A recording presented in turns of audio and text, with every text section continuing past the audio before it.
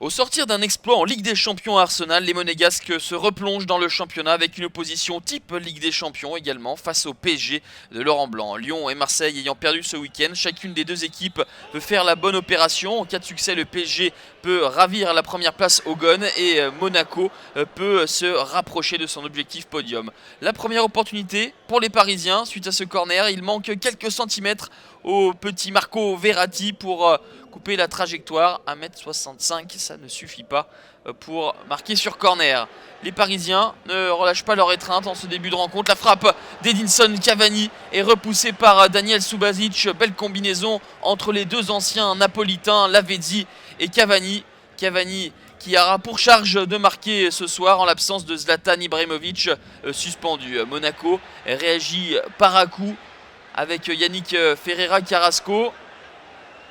L'arbitre de la rencontre laisse jouer et la frappe de João Moutinho sans problème pour Salvatore Sirigu. C'est à l'image des offensives monégasques, beaucoup trop timides, beaucoup trop tendres pour mettre en difficulté les Parisiens qui eux vont une nouvelle fois avoir l'occasion de marquer le but du 1-0, mais manque de réalisme pour El Matador Edinson Cavani qui avait fait le plus dur en repiquant mais ensuite ne parvient pas à cadrer sa tentative.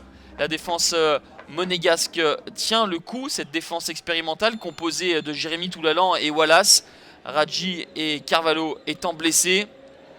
Deuxième mi-temps, toujours la même physionomie avec des Parisiens qui jouent bien, qui proposent des choses intéressantes, mais qui ne parviennent pas à être décisifs, tueurs dans le dernier geste. Blaise Matuidi combine avec Maxwell, et Matuidi, une nouvelle fois, l'extérieur du pied, ce n'est pas cadré. Monaco, la meilleure défense du championnat avec simplement 19 buts encaissés, tient bon. Daniel Subasic, lors des 11 derniers matchs de Ligue 1, a gardé sa cage inviolée à 10 reprises. Et Paris insiste. Marco Verratti pour Pastore. Petite piche nette d'El Flaco, mais ce n'est pas cadré.